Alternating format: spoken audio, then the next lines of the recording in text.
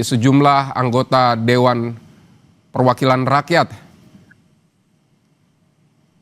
Kita akan simak langsung dari Gedung Dewan Perwakilan Rakyat bersama Ketua MKD DPR Nazarudin Ekdam. Teradu telah melakukan pencabutan pengaduannya sehingga para pengadu tidak wajib dihadirkan dalam persidangan MKD.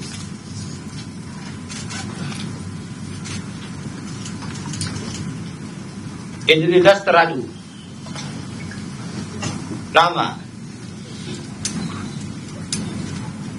Dr. Insyur Haji Adis Kadir, SHMHum, jenis kelamin laki-laki, pekerjaan anggota DPR RI, nomor anggota A323, fraksi atau partai politik Partai Golongan Karya, daerah pemilihan Jawa Timur 1. Selanjutnya disebut sebagai teradu 1. Nama Nafa Indria Urba, jenis kelamin perempuan, pekerjaan anggota DPR RI, nomor anggota A393, benar ya nomor anggota ya, fraksi atau partai politik Partai Nasional Demokrat Nasdem, daerah pemilihan Jawa Tengah 6. Selanjutnya disebut sebagai teradu 3. Teradu 2. Nama Surya Utama SIP, jenis kelamin laki-laki, pekerjaan anggota DPR RI, nomor anggota A500, fraksi atau partai politik Partai Amanat Nasional, daerah pemilihan DKI Jakarta 2. Benar? Betul. Selanjutnya disebut sebagai teradu 3. Nama Eko Hendro Purnomo Esos, jenis kelamin laki-laki, pekerjaan anggota DPR RI, nomor anggota A499. Benar, saudara? Fraksi atau partai politik Partai Amanat Nasional, daerah pemilihan DKI Jakarta 1.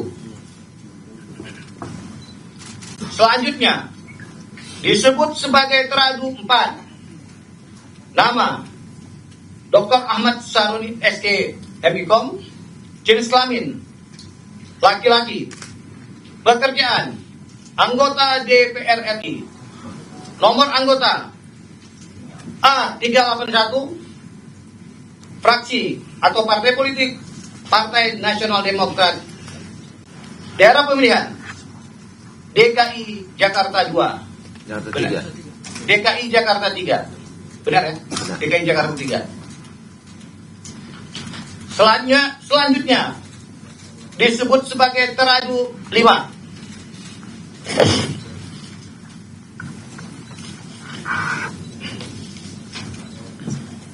Mahkamah Kehormatan Dewan telah membacakan pengaduan pengadu, mendengarkan keterangan saksi-saksi, mendengarkan keterangan ahli, memeriksa bukti-bukti pengadu dan teradu. Tolong diam dulu.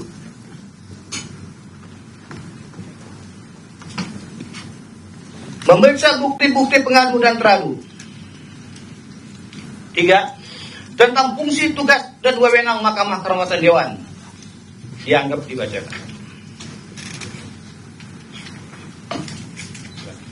Selanjutnya saya persilakan Yang Mulia Jemaat. Uraian pengaduan nomor 1, bahwa para pengadu adalah perorangan dan kelompok sebagaimana yang dimaksud pasal 126 ayat 1 huruf C Undang-Undang nomor 13 tahun 2019 tentang perubahan ketiga atas Undang-Undang nomor 17 tahun 2014 tentang Majelis Permusyawaratan Rakyat, Dewan Perwakilan Rakyat, Dewan Perwakilan Daerah dan Dewan Perwakilan Rakyat Daerah. Pasal 5 ayat 1 huruf C, Peraturan Dewan Perwakilan Rakyat nomor 2 tahun 2015 tentang perubahan atas Peraturan Dewan Perwakilan Rakyat nomor 3 tahun 2025 tentang tata beracara Mahkamah Kehormatan Dewan yang menyatakan, 1 dalam kurung, pengaduan kepada Mahkamah Kehormatan Dewan dapat disampaikan oleh C. masyarakat secara perseorangan atau kelompok terhadap anggota DPR, pimpinan DPR, atau pimpinan alat kelengkapan DPR lainnya. Atas hal tersebut di atas, secara tegas para pengadu memiliki legal standing atau kedudukan hukum untuk mengajukan pengaduan sebagai masyarakat secara kelompok kepada Mahkamah Kehormatan Dewan.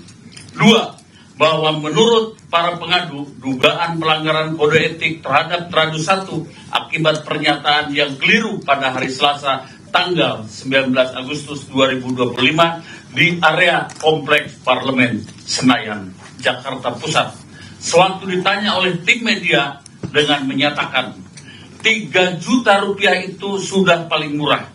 Kalau dikalikan 1 bulan dianggap 26 hari mereka bekerja, berarti kurang lebih 78 juta rupiah. Mereka masih nombok. 3. Bahwa menurut para pengadu, Tradu 1 turut menyebut tunjangan beras untuk anggota Dewan mencapai 10 juta rupiah dan naik menjadi 12 juta rupiah per bulan. Tunjangan bensin meningkat dari 3 juta rupiah menjadi 7 juta rupiah. Pernyataan itu langsung menyulut amarah publik. Peningkatan angka yang fantastis tersebut dianggap terlalu besar di tengah kondisi ekonomi rakyat yang sulit, PHK massal yang terjadi, dan kinerja lembaga legislatif yang selama ini jauh dari harapan rakyat. 4. Menurut para pengadu, Tradu 1 pada tanggal 19 Agustus 2025 dalam menanggapi isu kenaikan gaji dan tunjangan anggota DPR RI, Tradu 1 tidak berhati-hati dalam memberikan keterangan kepada media, di mana Tradu 1 memberikan keterangan dengan tidak didukung oleh data yang benar, sekalipun telah mengklarifikasinya pada tanggal 20 Agustus 2025, di mana Tradu 1 dalam klarifikasinya menyampaikan sebagai berikut. Memberikan klarifikasi terkait dengan kemarin beberapa hal yang saya salah memberikan data. Setelah saya cek di Kesekjenan, ternyata tidak ada kenaikan gaji maupun tunjangan beras. Tidak ada kenaikan itu dari tahun 2010 sebesar Rp200.000. Kurang lebih per bulan. Jadi itu saja klarifikasi saya sampaikan. Tidak ada kenaikan gaji, yang ada memang tunjangan rumah yang sudah dianggarkan pada tahun lalu itu karena rumah dialihfungsikan oleh kesekretariatan negara. Jadi anggota yang baru tidak mendapatkan rumah dinas dan diberikan tunjangan rumah. Jadi itu klarifikasi saya. Semoga ini tidak menimbulkan polemik. 5. Bahwa menurut para pengadu dengan pelanggaran kode etik terhadap Tradu 2 adalah karena Tradu 2 melakukan unggahan melalui media sosial milik Tradu 2 pada tanggal 20 Agustus 2025 dengan narasi Dewan itu tidak dapat rumah jabatan. Dikarenakan banyak sekali anggota Dewan yang dari luar kota, maka dari itu banyak yang kontrakan di dekat Senayan supaya memudahkan mereka ke DPR. Saya aja yang tinggal di Bintaro, macetnya tuh luar biasa. 6. Bahwa menurut para pengadu, atas unggahan melalui media sosial, Tradu 2 disunting ulang oleh pihak yang tidak bertanggung jawab. karena tidak peka terhadap kondisi ekonomi masyarakat serta dianggap memberikan persetujuan terhadap kenaikan gaji dan tunjangan anggota DPR RI. 7. Bahwa menurut para pengadu, dugaan pelanggaran kode etik terhadap Tradu 3 dan 4 atas tindakan melakukan joget pada saat sidang tahunan MPR RI dan sidang bersama DPR RI dan DPD RI yang kemudian disunting ulang oleh pihak yang tidak bertanggung jawab dengan narasi bahwa joget yang dilakukan oleh Tradu 3 dan 4 dianggap menyetujui kenaikan gaji dan tunjangan anggota DPR. 8. Bahwa menurut para pengadu, dugaan pelanggaran kode etik terhadap Tradu 5 atas ucapan Tradu 5 pada tanggal 22 Agustus 2025 yang menyatakan sebagai berikut. Mental orang tertolol sedunia. Catat nih, orang yang cuma mental bilangin bubarin DPR adalah orang yang paling tolol sedunia. Bubarin DPR. Kadang-kadang nih, ya masyarakat boleh kritik, boleh komplain, boleh caci maki, nggak apa-apa, kita terima. Tapi ada istiadat yang mesti disampaikan. Apakah dengan bubarkan DPR emang meyakinkan masyarakat bisa menjalani proses pemerintahan sekarang ini? Belum tentu. Maka jangan menyampaikan hal-hal seenaknya bubarin DPR. Jangan memang yang ngomong itu rata-rata orang yang nggak pernah jadi duduk di DPR. Kita boleh dikritik, mau dibilang anjing, babi, bangsat, nggak apa-apa. Mampus, nggak apa-apa. Tapi ingat bahwa kita selalu selaku wakil rakyat juga punya kerja-kerja, punya empati. Jangan merasa bahwa komplainan, silakan kritik, mau ngapain aja boleh, tapi jangan mencaci maki berlebihan. Itu karena merusak mental. Mental manusia yang begini adalah mental orang tertolol sedunia. Catat nih, orang yang cuma mental bilang bubarin DPR itu adalah orang tolol sedunia. Kenapa kita ini memang orang pintar semua? Enggak, bodoh semua kita, tapi ada tata cara kelola bagaimana menyampaikan kritik yang harus dievaluasi oleh kita. Kita memang belum tentu benar, belum tentu hebat, enggak. Tapi minimal kita mewakili kerja-kerja masyarakat yang mumpuni untuk teman-teman masyarakat semuanya. Jangan dikit-dikit DPR ngomongin masalah ini dihujat, enggak apa-apa. Mau hujat sampai mampus juga enggak apa-apa. Masih berdiri DPR-nya sampai kapanpun tidak akan berubah sama saja. 9. Bahwa menurut para pengadu saat mayoritas rakyat menghadapi harga kebutuhan pokok yang mahal dan ketimpangan ekonomi kian melebar, justru muncul adalah kenaikan tunjangan dan gaji anggota dewan. Pernyataan dan tindakan para Tradu yang keliru dinilai menunjukkan keteladanan tinggi dan nir empati dalam merespon ketimpangan dan kesulitan sosial ekonomi yang ada di tengah masyarakat. 10. Bahwa menurut para pengadu, atas pernyataan data yang keliru kepada masyarakat, ucapan dan tindakan Tradu 1, 2, 3, 4, dan 5 diunggah dan disebar di media sosial dengan waktu yang cepat sehingga turut memicu reaksi publik yang negatif dan menjadi bagian dari penyebab aksi unjuk rasa yang dilakukan oleh massa pada tanggal 25 sampai 31 Agustus 2025 lalu. 11. Bahwa menurut para pengadu, berdasarkan seluruh uraian di atas, pengadu memohon kepada Mahkamah Kehormatan Dewan untuk memeriksa dan memutus pengaduan pengadu sebagai berikut. 1,5 menjatuhkan sanksi kepada Tradu karena telah melanggar kode etik DPR RI, dan 2, menerima dan mengabulkan pengaduan para pengadu untuk seluruhnya. Dengan harapan Mahkamah Kehormatan Dewan segera memeriksa dan memutuskan secara adil untuk mendukung laporan pengaduannya, para pengadu turut serta menyerahkan alat bukti sebagai berikut. P1, identitas penduduk. P2, surat pengaduan pengadu. P3, surat pernyataan pengadu, P4 sebuah potongan video, P5 link berita dan postingan video. 12. Bahwa para pengadu telah mencabut pengaduannya, mengingat telah adanya klarifikasi dari para teradu dan kesalahan dalam menelaah informasi yang beredar di media.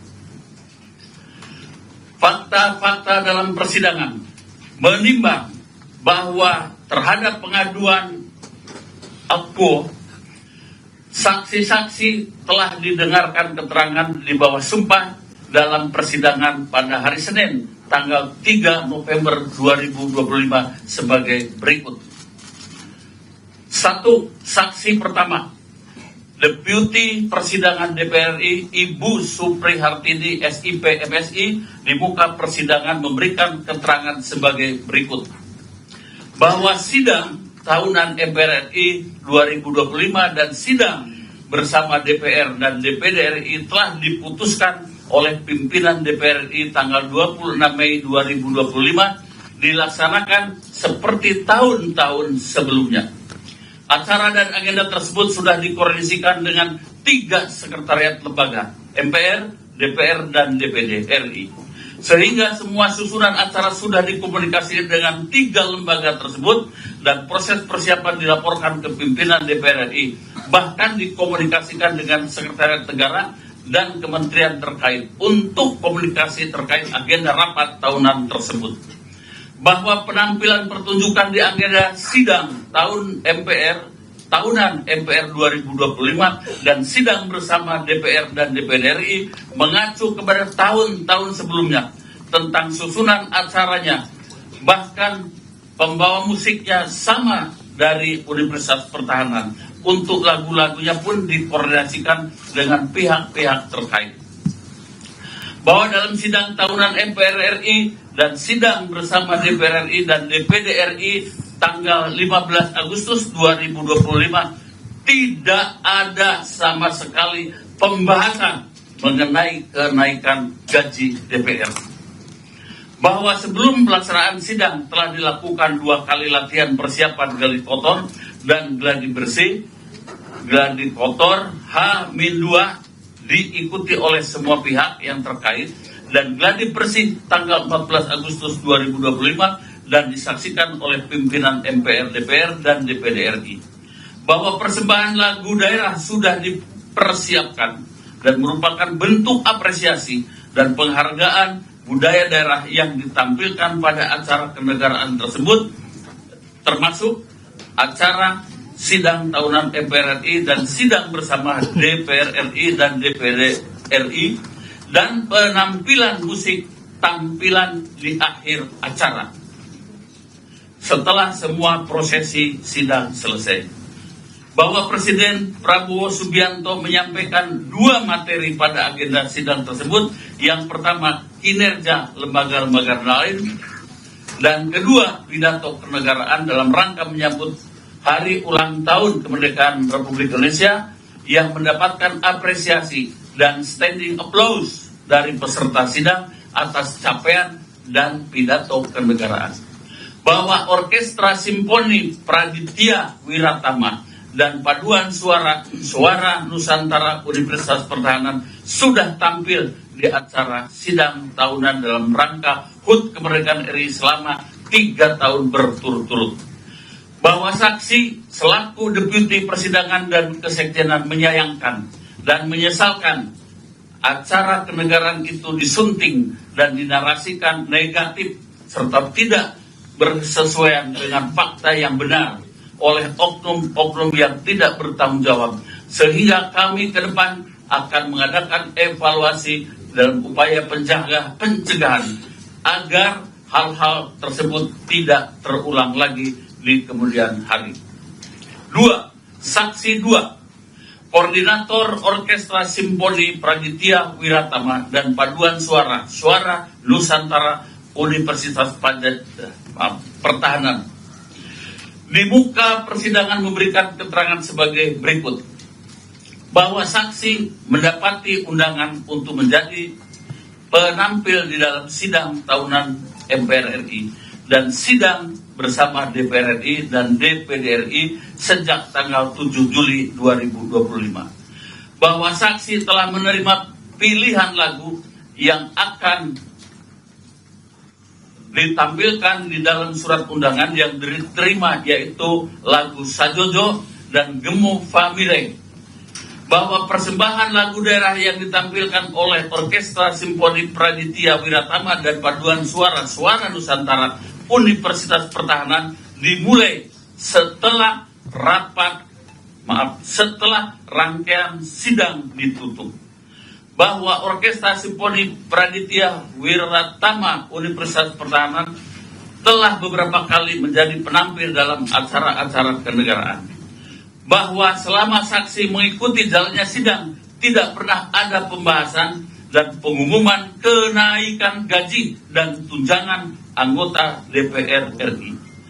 Bahwa joget dan tepuk tangan yang dilakukan oleh anggota DPR RI adalah bentuk penghargaan atas penampilan yang kami pertunjukkan, dan joget yang dilakukan oleh peserta sidang dalam hal ini anggota DPR RI adalah ekspresi gembira karena merasa terhibur atas pertunjukan yang kami tampilkan setelah selesai rangkaian acara sidang tahunan MPR RI dan sidang bersama DPR RI dan DPD RI. Bahwa dalam setiap penampilan dalam pertunjukan penonton sering berjoget dan ikut bernyanyi sebagai apresiasi atas penampilan kami, dan itu adalah hal yang wajar. Bahwa saksi menyayangkan ada narasi-narasi negatif dan hoax atas penampilan yang kami tampilkan saat sidang tahunan MPR RI dan sidang bersama DPR RI dan DPD RI. 3. Saksi 3, yakni Wakil Ketua Koordinator Wartawan Parlemen oleh Saudara Erwin Siregar, di muka persidangan memberikan keterangan sebagai berikut. Mohon izin Tuan, saya minum dulu. Oh, ya. Masih semangatnya luar biasa. Masih kayak Taruna Akabri nih. Ini 25 usianya ini.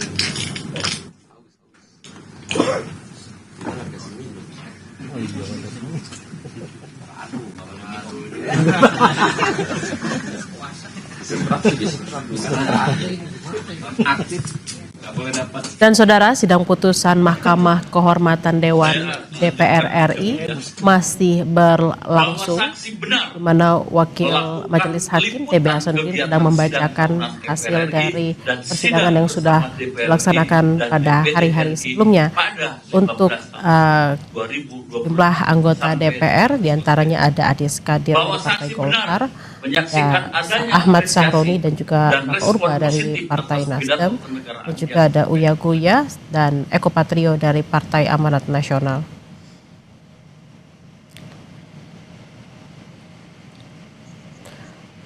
Saat ini Wakil Majelis MKD DPR sedang membacakan hasil dari pemeriksaan selama sidang. Saudara, tadi diperdengarkan ada sejumlah saksi yang sudah ditanyakan selama masa sidang. Dan memang saudara, agenda pada hari ini adalah pembacaan putusan terkait dengan dugaan pelanggaran etik yang dilakukan oleh sejumlah anggota DPR RI. Sebelumnya, 5 anggota DPR RI sudah dinonaktifkan, yaitu ada Adis Kadir, Surya Utama atau Uya Kuya, kemudian ada Eko Hendro Purnomo atau Eko Patrio, ada Ahmad Sahroni dan juga Nafa Urba. Berjoget sebagai bentuk apresiasi saksi karena memang pertunjukan yang ditampilkan setelah selesai rangkaian acara sidang tahunan MPR RI dan sidang bersama DPR RI dan DPD RI oleh Orkestra Simfoni Praditya Wiratama dan Paduan Suara Nusantara Universitas Pertahanan sangat bagus. Bahwa selama saksi mengikuti kegiatan sidang tahunan MPR RI dan sidang bersama DPR RI dan DPD RI pada 15 Agustus 2025 sampai dengan selesai, tidak ada pengumuman dari Presiden Prabowo Subianto tentang kenaikan gaji dan tunjangan anggota DPR RI. Bahwa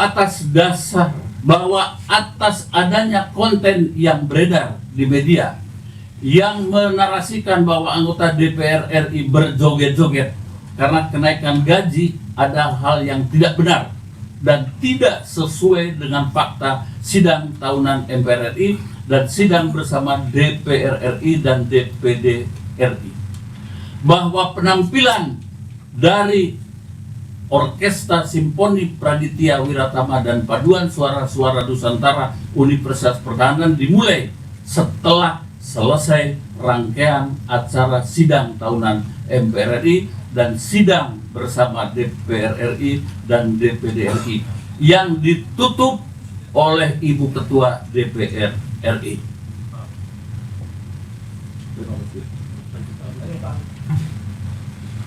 Selanjutnya kami bacakan, menimbang bahwa terhadap pengaduan Akwo, ahli-ahli turut hadir dalam memberikan keterangan dan pengetahuannya secara objektif di bawah sumpah dan persidangan pada hari Senin 3 November sebagai berikut.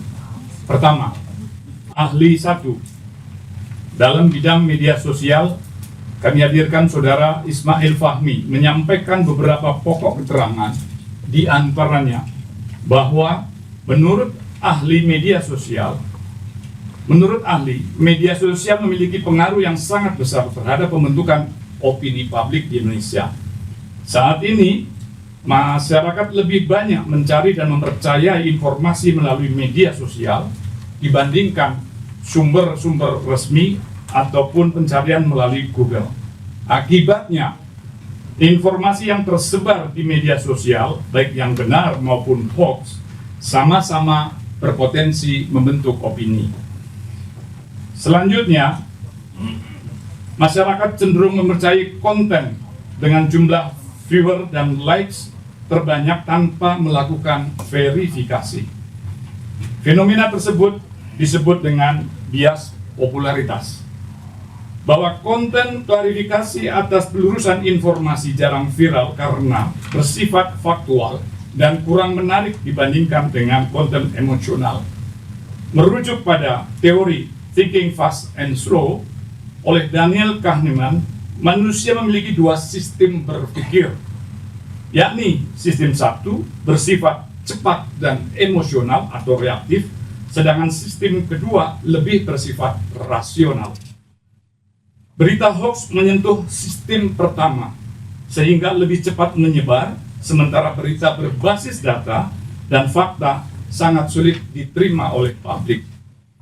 Bahwa ahli turut menerangkan fenomena akun palsu telah ada sejak lama, digunakan oleh masyarakat yang ingin menyampaikan pendapat tanpa mengungkap identitas asli. Sebelum tahun 2014, fenomena ini dikenal dengan istilah buzzer, yang awalnya buzzer ini bersifat positif, namun sejak masa politik 2014, peran buzzer telah bergeser dari semula positif menjadi negatif karena digunakan untuk menyerang pihak lain, lawan-lawan politiknya. Permintaan terhadap akun palsu semakin tinggi karena banyak individu menutupi identitas asli mereka. Akun-akun bodong tersebut kerap memicu kontroversi publik melalui komentar provokatif meskipun memiliki pengikut yang sedikit. Bahwa menurut ahli, buzzer memiliki dua klasifikasi, yaitu buzzer positif dan buzzer negatif. Buzzer positif berfungsi menyebarkan klarifikasi dan informasi yang bersifat konstruktif. Tetapi buzzer negatif digunakan untuk menggiring opini atau hoax atau narasi yang bersifat provokatif. Ahli menyatakan penyebaran konten negatif sering dimanfaatkan oleh pihak tertentu untuk mengendalikan opini publik. Bahwa ahli turut menjelaskan media sosial juga mengenal istilah troll, yaitu akun yang digunakan untuk perang informasi. Masyarakat tidak memahami peran buzzer ataupun troll mudah termakan hoax ataupun isu dan ikut menyebarkan informasi palsu tersebut. Konten yang menjadi viral telah mengalami perubahan dari konteks awalnya. Video yang semula bersifat positif dan tidak menimbulkan reaksi negatif telah diubah atau digabung dengan proses editing dengan konteks lain sehingga menimbulkan persepsi yang berbeda. Fenomena tersebut dikenal dengan istilah framing, yaitu pembentukan narasi baru yang mengubah persepsi publik dan berpotensi menimbulkan gejala sosial. Ahli menilai perubahan konteks ini merupakan tindakan berbahaya karena dapat menggiring emosi masyarakat, menciptakan disinformasi. Bahwa ahli menyoroti peristiwa ini sebelum 25 Agustus telah muncul penggiringan opini terkait isu demonstrasi yang mulai terlihat sejak tanggal 10 Agustus di plafon TikTok dan X atau Twitter. Narasi tersebut diarahkan kepada lembaga DPR tanpa adanya klarifikasi resmi, sehingga semakin viral dan sulit dikendalikan. Hal demikian menyebabkan sentimen publik tertinggi mengarah kepada lembaga DPR. Karena video dengan narasi berbeda memicu emosi masyarakat dan mempercepat penyebaran isu. Ahli menegaskan bahwa analisis yang dilakukan tidak sampai pada identifikasi pembuat konten atau buzzer maupun influencer, melainkan hanya menganalisa akun yang pertama kali memposting tersebut.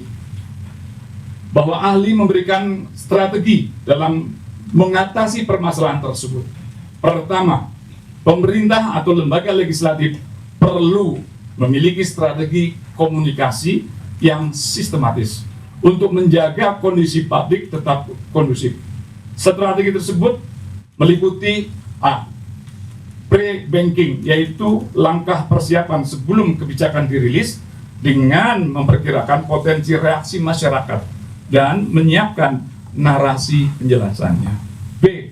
Quick response, yaitu respon cepat berupa pernyataan resmi atau klarifikasi dalam kurun waktu beberapa jam setelah kebijakan dirilis.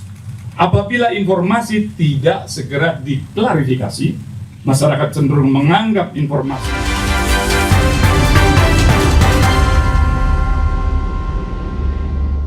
sebagai sesuatu yang kita anggap bisa menenangkan orang untuk tidak berbuat.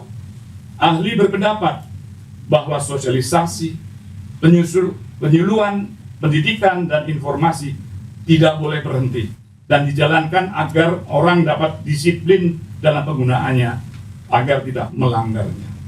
Pada saat titik sudah berada di otoritas yang cukup, maka regulasi dan sanksi baru kita gunakan. Pada saat kita memiliki undang-undang ITE, dari pihak lain sudah memiliki perilaku tersebut jauh sehingga memunculkan viktimisasi. Ahli berpendapat dan setuju hukum digunakan secara tegas tanpa pandang bulu.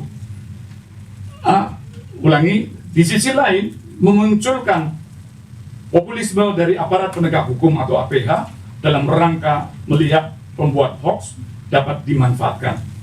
Mediasikan dan restoratif justice itu tidak bagus dan membuat sinyal yang salah kepada pembuat hoax. Bahwa ahli menyatakan hoax memang berbahaya bagi keamanan negara, namun ada parameter dalam menilai ancaman dan keamanan negara. Sementara berkaitan dengan hal-hal pribadi dapat menggunakan pendekatan pidana umum, yaitu memberikan kewenangan kepada kepolisian dibanding menyerahkan kepada institusi lain yang lebih tinggi. Namun hoax sangat berkaitan erat dengan bekerjanya kognitif karena materi yang dibuat harus bisa diterima dan mampu menggerakkan kita untuk berbuat sesuatu. Maka pendekatan narasi, imbuhan gambar, dan audio yang diediting yang cocok dengan pekerjaan intelek ini akan merubah kita pada dua hal, yakni pada level kognisi dan afeksi. Bahwa ahli menyatakan dalam khasanah kepustakaan ada situasi seperti di negara-negara lain yang disebut dengan limited loading down atau penjarahan terbatas. Misalnya ada 10 rumah tapi rumah ini yang dijarah. Di balik limited loading, memang ada penjarahan yang ditarget, direncanakan, dan dipersiapkan, bukan penjarahan yang bersifat spontan. Dalam kasus ini saya tidak tahu siapa yang melakukannya. Dari video-video tersebut dapat mempengaruhi putusan orang atau beberapa orang untuk kemudian melakukan penjarahan.